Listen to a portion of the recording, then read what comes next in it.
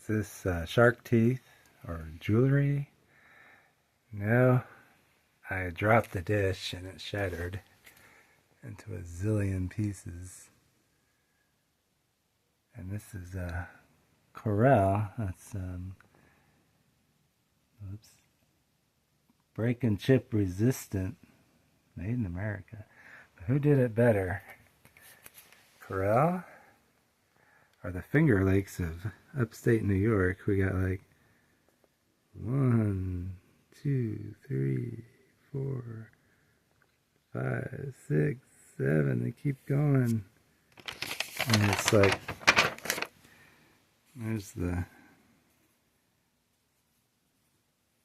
little one, the big one, another big one, more. What is it, like 15? There we got 1, 2, 3, 4, 5, 6, 7, 8, 9, 10, 11. Yeah, I think New York did it better.